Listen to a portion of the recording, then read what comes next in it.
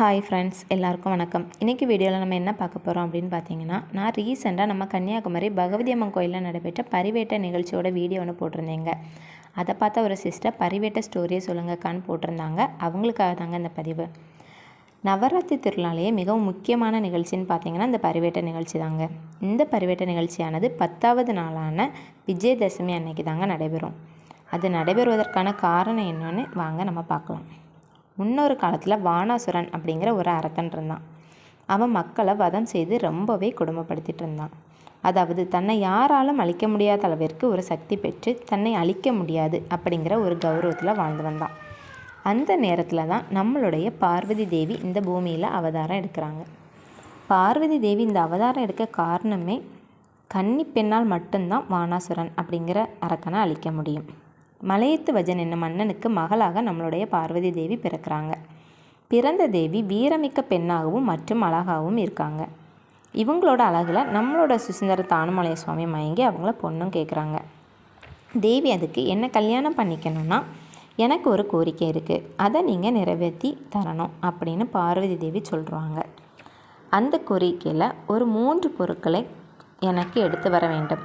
அது என்னென்ன பொருள்னு நம்ம பார்த்தோன்னா, கணு இல்லாத கரும்பு, காம்பு இல்லாத வெற்றிலை, கண் இல்லாத தேங்காய். இந்த 3 பொருட்களை விடியும் முன்பு கன்னியாகுமரிக்கு கொண்டு வர வேண்டும். அந்த நேரத்தில் வந்தால் மட்டுமே தான் நான் உங்களை திருமணம் செய்து கொள்வேன் என்கிறார் நம்மளுடைய பார்வதி தேவி. நம்மளுடைய சுசீந்திர தானுமலைய சுவாமியாரும் அந்த 3 பொருட்களையும் எடுத்துக்கொண்டு சுசீந்திரத்திலிருந்து கன்னியாகுமரிக்கு செல்லும் வழியில் வழுக்கம்பாறை அப்படிங்கிற ஒரு இடம் இருக்குது. அந்த இடத்துல கோழியோட கால் தடமும் இன்றளமும் இருக்குது.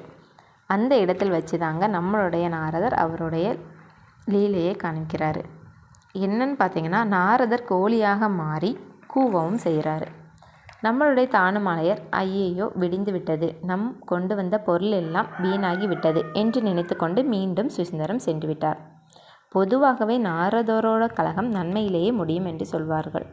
அதுபோலவே தான் இந்த கலகமும் நன்மையிலே தாங்க முடிஞ்சது. தேவி இந்த அவதாரம் எடுப்பதற்கான நோக்கமே வானாசுரன் என்ற அரக்கனை கொல்வதற்காக மட்டும்தான். அதுபோலவே அந்த அரக்கனையும் தேவி வதம் செய்து விடுகிறார். அது என்னைக்குன்னு பார்த்தீங்கன்னா, நவராத்திரி 10வது நாளான அந்த நாள் தாங்க. அதுதான் இன்றளவும் பரிவேட்டை என்று அழைக்கப்படுகிறது. என்னோட இந்த வீடியோ பிடிச்சிருந்துச்சு அப்படின்னா மறக்காமல் லைக் பண்ணுங்கள், உங்களோட ஃப்ரெண்ட்ஸ் அண்ட் ஃபேமிலிக்கு ஷேர் பண்ணுங்கள். அப்படியே நம்மளோட யூடியூப் சேனலையும் சப்ஸ்கிரைப் பண்ணுங்கள். அப்போ தான் நான் அடுத்தடுத்து போடக்கூடிய வீடியோஸ் எல்லாமே உங்களுக்கு நோட்டிஃபிகேஷனாக வரும். தேங்க்யூ.